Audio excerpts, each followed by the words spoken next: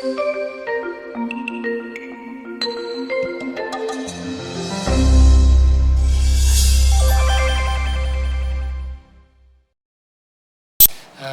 먼저 하나님 말씀 보겠습니다. 누가복음 15장 11절부터 어제 본문하고 똑같습니다. 누가복음 15장 11절에서 24절까지 보겠습니다. 또 이르시되 어떤 사람에게 두 아들이 있는데 그 둘째가 아버지에게 말하되 아버지여 재산 중에서 내게 돌아올 분깃을 내게 주소서 하는지라. 아버지가 그 살림을 각각 나누어 주었더니 그 며칠이 안 되어 둘째 아들이 재물을 다 모아가지고 먼 나라에 가 거기서 허랑방탕하여 그 재산을 낭비하더니 다 없앤 후 그 나라에 크게 흉년이 들어 그가 비로소 궁핍한지라. 가서 그 나라 백성 중 한 사람에게 붙여 사니 그가 그를 들러보내어 돼지를 치게 하였는데 그가 돼지 먹는 쥐염 열매로 배를 채우고자 하되 주는 자가 없는지라. 이에 스스로 돌이켜 이르되 내 아버지에게는 양식이 풍족한 품꾼이 얼마나 많은가. 나는 여기서 주려 죽는구나. 내가 일어나 아버지께 가서 이르기를 아버지 내가 하늘과 아버지께 죄를 지었사오니 지금부터는 아버지의 아들이라 일컬음을 감당하지 못하겠나이다. 나를 품꾼의 하나로 보소서 하리라 하고 이에 일어나서 아버지께로 돌아가니라. 아직도 거리가 먼데 아버지가 그를 보고 측은히 여겨 달려가 목을 안고 입을 맞추니 아들이 이르되 아버지 내가 하늘과 아버지께 죄를 지었사오니 지금부터는 아버지의 아들이라 일컬음을 감당하지 못하겠나이다 하나 아버지는 종들에게 이르되 제일 좋은 옷을 내어다가 입히고 손에 가락지를 끼우고 발에 신을 신기라. 그리고 살찐 송아지를 끌어다가 잡으라. 우리가 먹고 즐기자. 이 내 아들은 죽었다가 다시 살아나시며 내가 잃었다가 다시 얻었노라 하니 그들이 즐거워하더라. 아멘. 어제 우리는 죄란 무엇인가 라는 주제로 말씀을 나누었습니다. 죄를 규정하는 절대적인 기준은 사회적인 규범이나 사람에 의해서 결정되는 것이 아니라 하나님 보시기에 라는 종교적인 용어라는 것을 어제 알았습니다. 문제는 우리는 타락한 아담의 본성을 이어받고 있고 또 아담과 하와를 미혹했던 사탄은 우리보다 훨씬 더 뛰어난 전략을 가지고 있는 영물이기 때문에 우리는 넘어질 수밖에 없는, 탕자가 될 수밖에 없는 그런 운명이다. 이렇게 말씀했습니다. 또한 죄의 결과는 총체적인 결핍이다 그랬습니다. 이 총체적인 결핍이라는 것은 영적인 결핍, 그리고 정신적인 결핍, 정서적인 결핍, 그리고 경제적인 결핍, 이 네 가지가 인간이 만난 총체적인 결핍이라는 것을 말씀했습니다. 그러나 인간은 이렇게 구원이 필요한 존재임에도 스스로 구원할 능력이 없고 누군가 구원자가 있어야 된다. 이것을 말씀했습니다. 그렇다면 구원이란 무엇인가? 먼저 그 정의부터 살펴보겠습니다. 죄의 정의가 하나님 보시기에 악한 생각과 악한 행동이라 그러면은 이 구원의 정의는 뭘까요? 그 반대겠죠? 하나님 보시기에 좋은 생각 그리고 좋은 행동으로서의 회복을 말합니다. 죄의 결과가 총체적인 네 가지 결핍이라고 하면은 구원의 결과는 또 어떻게 될까요? 또 총체적인 네 가지의 회복을 말합니다. 영적인 회복, 정신적인 회복, 정서적인 회복, 경제적인 회복, 총체적인 회복이 구원의 정의가 되겠습니다. 그것을 전인적인 구원이라고 합니다. 이 전인적인 구원이 완성이 돼야 조화로운 삶을 살 수가 있습니다. 저는 수십 년 목회하면서 많은 사람들을, 교인들을 만났습니다. 그 중에는 전인적인 구원을 이루고 사는 사람들이 극히 드뭅니다. 어떤 사람은 막 새벽 기도도 나가고 정말 열심히 신앙생활 하는데 이상하게 사업도 안 되고 하는 일마다 실패하고 해서 굉장히 어렵게 사는 사람들도 있어요. 근데 어떤 사람들을, 교인들을 보면은 정말 신앙생활, 주일 빼먹기를 밥 먹듯이 빼먹고 엉망으로 신앙생활 하는데 또 이상하게 사업이 잘 돼서 아주 돈을 흥청망청 쓰고 그런 거 보면은 저러다가 세상 재미에 빠져서 주님 떠나는 게 아닌가 하는 걱정이 될 정도 그런 교인도 있습니다. 어떤 경우는 공부도 많이 하고 해외 유학도 하고 그래서 교수가 되고 좋은 지위도 얻고 돈도 잘 버는데 애들이 또 그렇게 속을 썩입니다. 어떤 교회는 모든 것이 다 참 갖춰졌고 이제는 정말 살만한데 갑자기 또 암에 걸려가지고 병원에서 치료하고 또 재산도 많이 날리고 그런 경우를 봤습니다. 여러분, 우리 주변에 여러분들이 알고 있는 크리스찬 가정을 한번 살펴보시기 바랍니다. 이렇게 전인적인 총체적으로 영적으로 정신적으로 정서적으로 경제적으로 이렇게 전인적인 구원을 이루면서 살아가는 크리스찬 가정이 얼마나 있는지 한번 여러분들이 알고 있는 가정들을 한번 생각을 해보세요. 많지가 않습니다.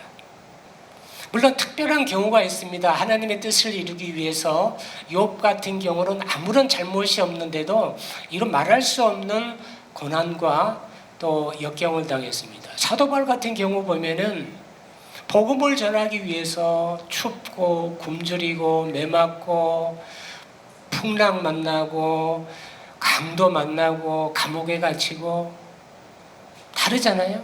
특별한 경우들이 있습니다. 우리 모든 사람들이 다 각자의 신앙과 또 은사가 다르기 때문에 우리가 서로 판단할 수는 없습니다. 누가 잘하고 누가 잘못하고 내 기준에서 판단할 수는 없습니다. 그러나 우리는 이 전인적인 구원을 꿈꾸는 것이 필요합니다. 저는 구약 성경에 나오는 많은 인물들 가운데 정말 부러운 사람이 하나 있습니다. 구약 성경에 전인적인 구원을 이룬 한 사람, 표본이 되는 사람이 있는데 야베스라는 사람입니다. 역대상 4장 9절 10절에 보면은 야베스에 대해서 이렇게 소개합니다. 야베스는 그의 형제들보다 귀중한 자라. 그의 어머니가 이름하여 이르되 야베스라 하였으니 이런 내가 수고로이 낳았다 함이었더라. 야베스가 이스라엘 하나님께 아뢰어 가로되 주께서 내게 복을 주시려거든 나의 지역을 넓히시고 주의 손으로 나를 도우사 나로 환난을 벗어나 내게 근심이 없게 하옵소서 하였더니 하나님이 그가 구하는 것을 허락하셨더라. 전인적인 구원을 허락하셨더라. 이렇게 기록을 하고 있습니다. 이 야베스의 출생과 성장 과정을 보면은 참 비참합니다. 여기 수고로이 낳았다는 이 뜻 속에는 차라리 안 낳았으면 좋을 뻔했다 그런 뜻이 있습니다. 얼마나 출생이 참 특별했으면 예를 들어서 아버지 없이 태어난다든지 아니면은 특별한 그 당시 사회가 너무 어려웠던 환경이든지 차라리 안 태어났으면 고생을 안 했을 텐데 시대를 잘못 태어나가지고 이런 야베스라는 그런 이름을 갖게 됐습니다. 그러나 구약시대에 아브라함 버금가는 그런 축복의 사람이 됐습니다.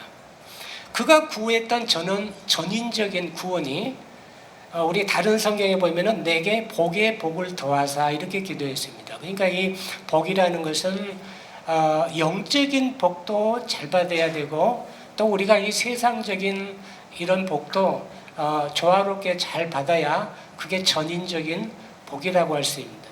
신앙생활은 잘하는데 맨날 남한테 빌어먹고 어렵게 살면은 복같이 안 보이잖아요. 그러니까 전인적인 복이 중요합니다.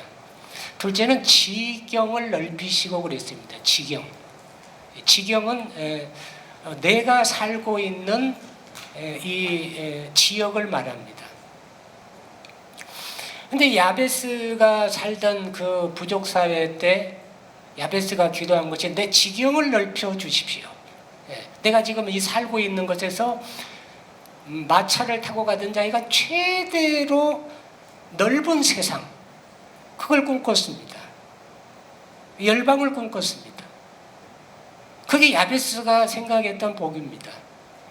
이 지경이 넓혀진다는 뜻 속에는 내 영향력이 넓혀진다는 뜻입니다.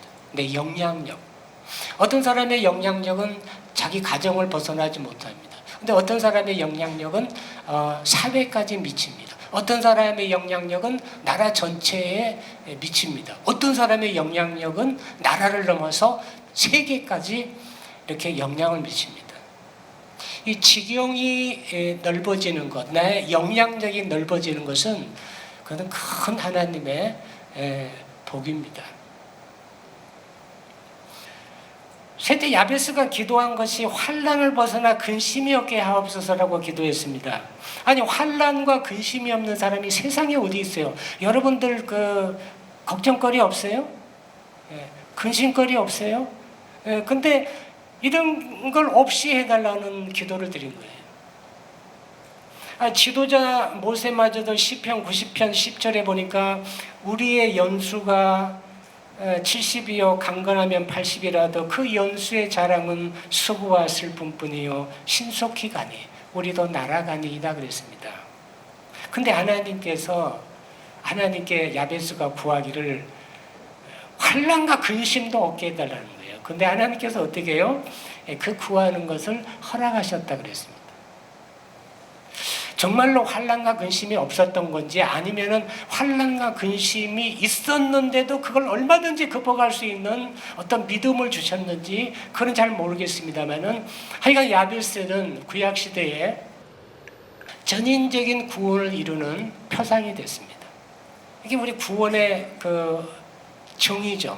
총체적인 회복. 둘째로 구원의 결과입니다. 구원의 결과는 첫째는 죽었던 영혼의 소생입니다. 본문에 보면은 탕자는 아버지가 누군지 몰랐습니다. 그리고 아버지의 집이 뭔지 몰랐습니다. 그리고 자기가 누군지 몰랐어요. 아들이면서도. 그래서 탕자같이 산 겁니다. 그런데 돼지우리 속에 들어가서 전에 몰랐던 사실을 깨달은 겁니다. 이 깨닫는다는 것, 안다는 것, 이게 중생입니다. 요한복음 17장 3절에 보면은 영생은 곧 유일하신 하나님과 그의 보내신 자 예수 그리스도를 아는 것이니이다 그랬습니다. 아는 것입니다. 깨닫는 것입니다. 아는 것이 힘입니다. 그래서 탕자가 깨달은 이 힘이 탕자로 하여금 돼지우리 속에 나와서 아버지의 집을 향해서 걸어가게 만드는 것입니다. 이게 중생의 힘입니다. 17절에 이에 스스로 돌이켜 이르되 내 아버지에게는 양식이 풍족한 품꾼이 얼마나 많은가. 나는 여기서 줄여 죽는구나. 내가 일어나 아버지께 가서 이르되 아버지, 내가 하늘과 아버지께 죄를 지었사오니 지금부터는 아버지의 아들이라 일컬음을 감당하지 못하겠나이다. 나를 품꾼의 하나로 보소서. 이거 죄를 깨닫는다는 것, 이 살아계신 하나님을 안다는 것은 내 노력이라든지 지성의 결과가 아닌 오직 하나님의 은혜입니다. 성령의 역사입니다. 어느 날 가이사라 빌립보에서 예수께서 3년 동안 자기를 따르던 제자들에게 물었습니다. 너희는 나를 누구라 하느냐? 그때 베드로가 제자들 대표해서 주는 그리스도시요 살아계신 하나님의 아들입니다. 이렇게 대답했을 때 예수님이 뭐라고 그랬어요? 바요나 시몬아, 네가 복이 있도다. 이를 내게 알게 한 일은 네 혈육이 아니요 하늘에 계신 내 아버지시니라. 그렇게 알려줬습니다.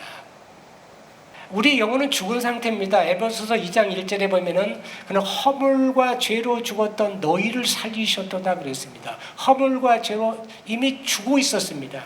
아니 죽어 있는데 뭘 알 수 있어요? 뭘 느낄 수가 있어요? 뭘 행동할 수가 있어요? 생명이 들어와서 살아나야 반응하는 것입니다. 죄를 깨닫고 회개할 수 있는 것은 그 생명의 역사가 그 속에서 일어났기 때문에 그런 겁니다. 이 전인적인 구원의 첫걸음은 깨달음, 중생입니다.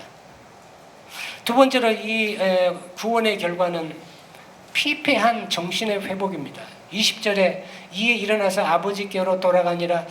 아직도 거리가 먼데 아버지가 그를 보고 치긴히 여겨 달려가 목을 안고 입을 맞추니 그랬습니다. 아버지에게 돌아가면서 아들의 심정이 이랬습니다. 18절 19절에 보면은 내가 일어나 아버지께 가서 이르기를 아버지 내가 아버지와 하늘과 아버지께 죄를 지었사오니 이제부터는 아버지 아들이라 일컬음을 감당하지 못하겠나이다. 나를 품꾼의 하나로 보소서. 잘못했죠. 아버지 재산 창이들과 다 허비해버리고 그리고 완전히 망해서 돼지우리 속에 들어가 살았더니 얼마나 참 아버지께 잘못했어요. 그리고 이제 돌아가기는 하는데 정말 아버지가 나를 받아주실까? 안 받아주시면은 아니 그냥 종으로라도 좀 써주면 안 되겠습니까? 이렇게 얘기하면 또 어떨까? 온갖 생각들이 이 아들 마음속에 있었습니다. 그러니까 이 정신이 완전히 황폐된 상태입니다. 여기 탕자가 집에 돌아왔을 때 아버지가 아무것도 안 물었습니다. 아버지의 관심은 아들입니다. 아들이 그동안 얼마나 고생을 많이 했는지 그것이 아버지의 관심입니다. 얼마나 죄를 많이 짓고 얼마나 돼지우리 속에서 고생했는지 그것이 관심이지 아버지는 따지는 분이 아닙니다. 우리가 하나님의 이러한 사랑을 알게 되면은 어떤 조건에서든지 다 받아준다는 사실을 알면은 그 하나님의 사랑이 세상을 이렇게 아름답게 볼 수 있는 마음을 줍니다. 세상을 아름답게 볼 수 있는 마음. 나는 우주에 버려진 고독한 존재가 아니라 하나님의 사랑을 받고 있다는 것만 알아도 이 세상은 아름답게 보이고 살아갈 만한 용기가 생기는 것입니다. 바로 그 하나님의 사랑이 피폐한 정신을 회복시켜주는 것입니다. 이 구원의 결과 세 번째는 메마른 정서의 회복입니다. 23절 한번 보겠습니다. 그리고 살찐 송아지를 끌어다가 잡으라. 우리가 먹고 즐기자. 이 내 아들은 죽었다가 다시 살아났으며 내가 잃었다가 다시 얻었노라 하니 그들이 즐거워하더라 그랬습니다. 잔치날입니다. 축제입니다. 오랫동안 잊고 있었던 음악과 춤과 맛있는 음식들과 그리고 교제, 정말 얼마 동안이나 이런 것이 없었던가, 잔치가 없었던가. 정서적으로 그 아들은 회복이 되었습니다. 하나님께서는 그의 자녀들이 이렇게 축제, 잔치하기를 원하십니다. 우리 삶에는 축제가 필요합니다. 축제는 메마른 정서를 회복시켜주고 살아갈 용기를 줍니다. 우리 구원의 결과 네 번째로는 경제적인 회복입니다. 22절에 아버지는 종들에게 이르되 제일 좋은 옷을 내어다가 입히고 손에 가락지를 끼우고 발에 신을 신기라 그랬습니다. 아들의 지위를 회복한 것입니다. 이제 아버지의 것이 내 것이 되는 것입니다. 완전한 경제적인 회복입니다. 하나님께서 복을 주시는 사람이 있습니다. 하나님 보시기에 합당하게 되면 하나님이 복을 주십니다. 우리는 마지막으로 이 구원의 시간성에 대해서 한번 살펴보고자 합니다. 우리의 구원은 세 가지 단계로 나눌 수가 있습니다. 첫째는 과거적 구원입니다. 우리의 구원은 이미 과거에 다 완성이 됐습니다. 로마서 5장 8절에 우리가 아직 죄인 되었을 때에, 우리가 아직 하나님을 찾기도 전에 그리스도께서 우리를 위하여 죽으심으로 하나님께서 우리에 대한 자기의 사랑을 확증하셨느니라. 바로 예수께서 십자가에 마지막 하신 말씀이 다 이루었다는 말, 다 이루었다. 구원이 완성되었다. 그 선언입니다. 아람어로는 테텔레스타이라고 선언했습니다. 그 테텔레스타이라는 그 뜻이 빛을 다 갚았다, 그런 뜻입니다. 그래서 고고학자가 성전 그 지하에서 영수증을 하나 발견했는데, 그 영수증에 이제 금액이 적혀 있고 그 밑에 도장이 하나 찍혔는데, 그 도장에 테텔레스타이라는 그게 문구가 새겨져 있습니다. 그러니까 이 금액을 전부 다 갚았다. 이제 더 이상 갚을 게 없다. 우리 주님께서 십자가에서 선언하신 마지막 말씀이 테텔레스타이, 다 갚았다.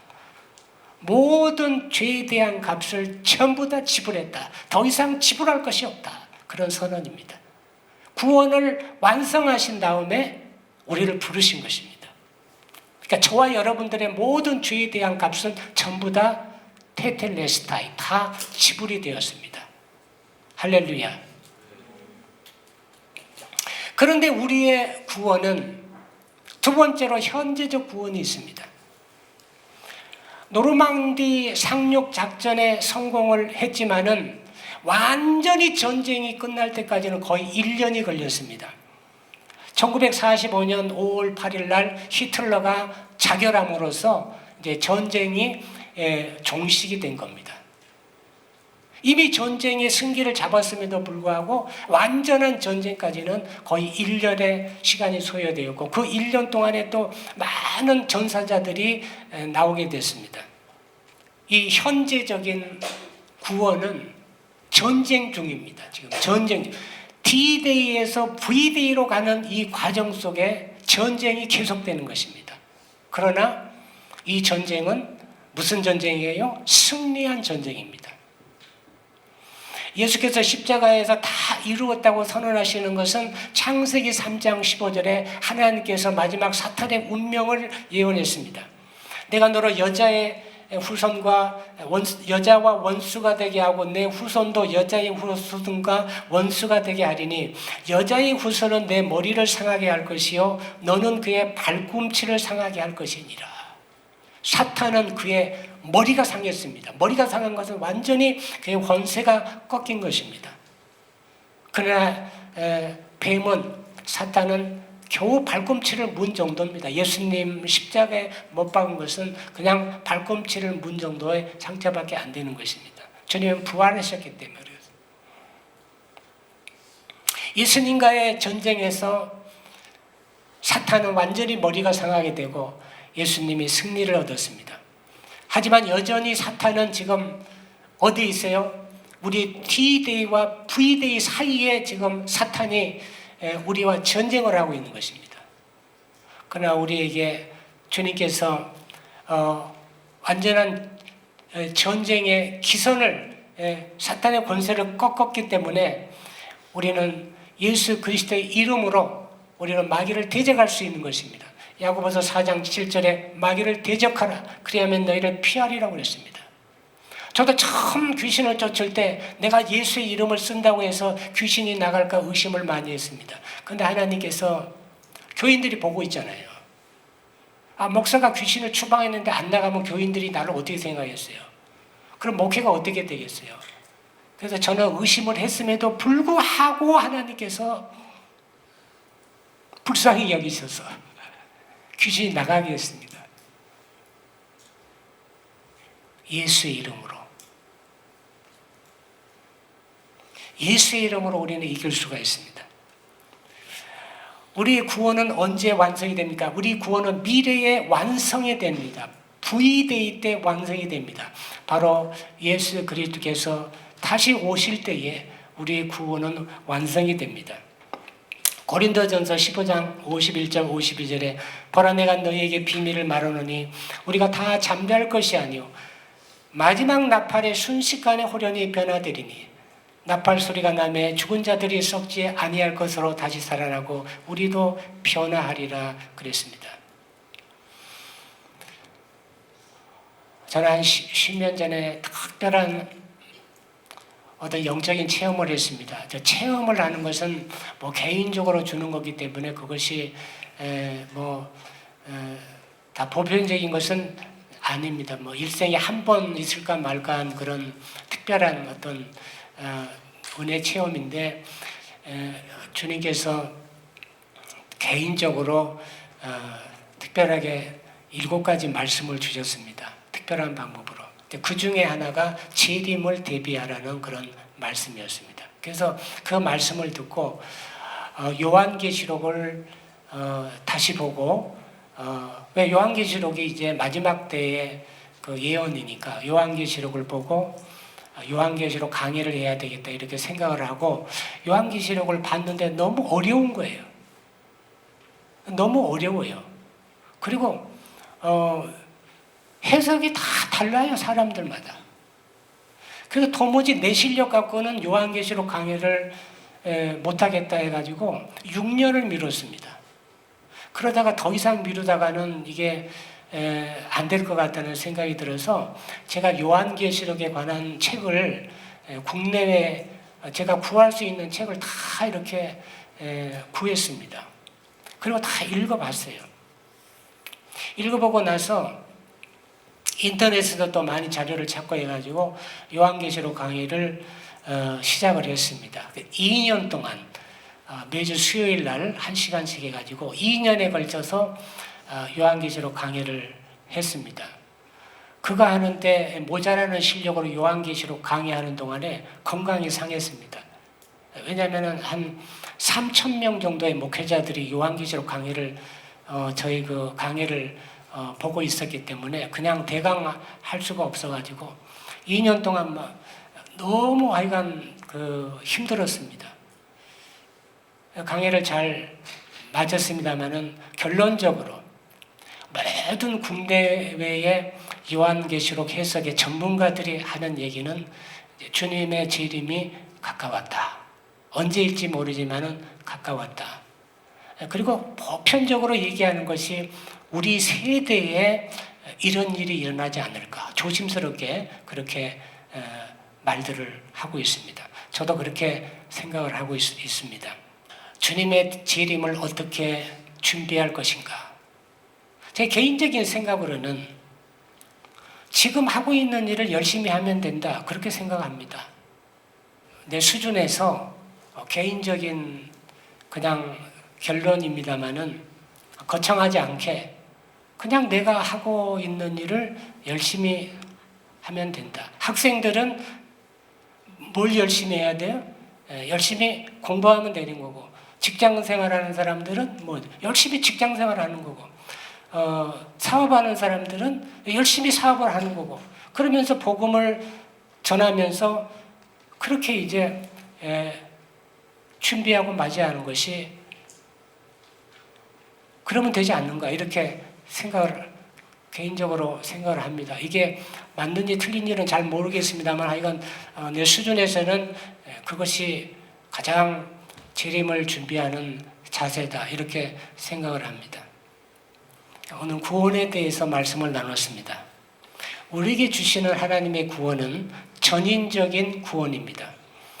영적인 죽음으로부터의 구원, 피폐한 정신으로부터의 회복, 메마른 정서로부터의 회복, 그리고 경제적인 부자유로부터의 회복. 이미 우리 구원은 이루어졌지만은 우리 구원이 완성이 되는 재림의 날까지는 우리는 영적 전쟁, 우리 생존의 전쟁의 한가운데 있습니다. 그러나 승리할 수 있도록 우리에게 예수의 이름을 주었습니다. 예수의 이름은 구원의 이름입니다. 사도행전 2장 21절에 누구든지 주의 이름을 부르는 자는 구원을 얻으리라 그랬습니다. 병을 고치는 이름입니다. 사도행전 4장 30절에 손을 내밀어 병을 낫게 하옵시고 표적과 기사가 거룩한 종 예수의 이름으로 이루어지게 하옵소서. 예수의 이름은 사탄을 이기는 이름입니다. 사도행전 16장 18절에 바울이 돌이켜 그 귀신에게 이르되 예수 그리스도의 이름으로 내게 명하노니 그에게서 나오라 하니 귀신이 즉시 떠나더라 그랬습니다. 예수의 이름은 세상 위에 뛰어난 이름입니다. 에베소 1장 21절에 모든 통치와 권세와 능력과 주권과 이 세상뿐 아니라 오는 세상에 일컫는 모든 이름 위에 뛰어난 이름이라고 했습니다. 예수의 이름을 우리에게 주었습니다. 우리는 예수의 이름으로 승리할 수가 있습니다. 예수의 이름으로 하나님 보시기에 좋은 생각, 하나님 보시기에 좋은 행동을 할 수가 있습니다.